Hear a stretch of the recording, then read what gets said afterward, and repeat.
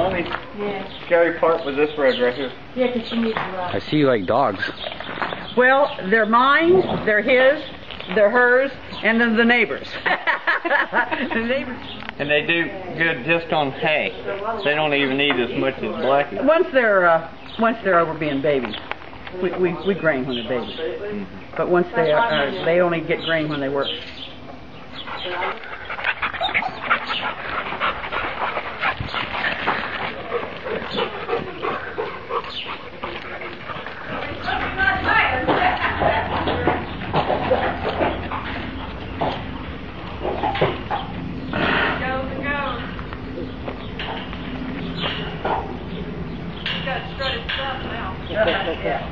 Because I'm showing off. Show it off. Yeah.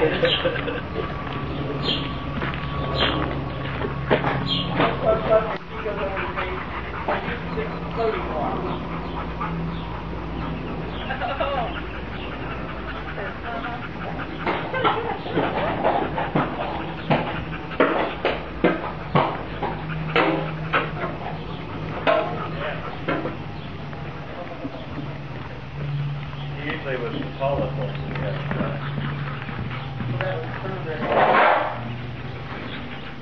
when my daughter was ready to graduate, she graduated from high school and she wanted a summer job going to Virginia Tech, but she didn't want to work inside. So the Bill Run Regional Park you're talking about, we lived on that road, the opposite end of it. So she and her dad propositioned the park to get wagon rides in the park. So for 2 years, that's how she put herself through college. Wow. Was with hay rides at Bull Run Regional Park. You started off with 2 just as an extra. Just to play with. Just to play with. And then Chris started the business, really, my older daughter, who's now a vice president of Staples, so she still is good at business. And then, about 4 years or so after we started the hay rides, I kept getting so many calls for carriages. So I said, that's the next step. So we got 1 and now we have 4. So now it's almost a family run. Oh, it is. Definitely family run. Everybody's. Yeah, my son and daughter-in-law and myself. Yeah. And then you have up to 20-something drivers. Wagons. It's almost 20, I think. Almost 20 people. But it's all part-time. Sure. You know, they all drive part-time. And that's called a Scotch roll. And those are called flags that we put in the main. And then we do a Scotch knot on the tail, and then there's a tail bow that goes over it. I'll show you that. And then this goes over it on their tail. So they have a decoration on their tail also. So that's something you had to learn too, the hairstyling part. Yeah, I read a book. And the first one I did, it took me about an hour and a half. Now I can do a horse in 20 minutes. I think they're Belgians. I think she said they're Belgians. Look how big a horse is.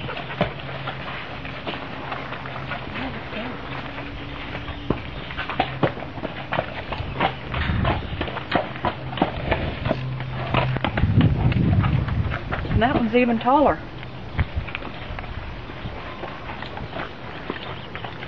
My word, what giants. It's a good thing they're not mean.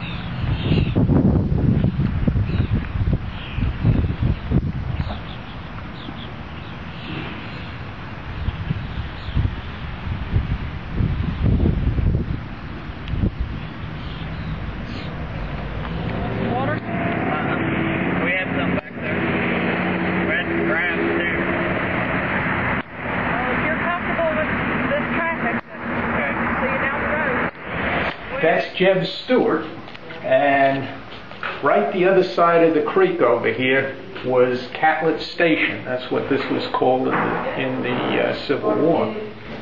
And there was a whole bunch of back and forth between Stewart and Pope, who was the Union general. And Pope got a hold of Stewart's hat with his feather on it. He was very unhappy about this. So he basically did a raid and captured the Union supply train with all of with Pope's uniforms and his dispatch case and all his old uniforms. And so, being the Civil War and when they got into all this gallantry and stuff, he was dressing up as a Union general for the entertainment of all the Southerners around. Well, he got so involved in this that they never looked in the dispatch case.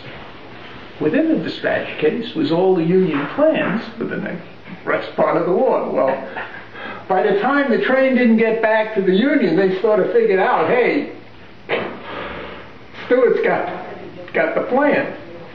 In the raid, this fellow over here is Major Gordon, and he was staying in a Southern sympathizer's house over at Warrenton, and he had bet that before the month end he was going to be in Richmond with his unit. You know? Well, they captured him, and so Stewart says, okay, to the Southern girl that he was betting this for, pay up the bet. He's going to be in Richmond. He's going to be in Confederate jail.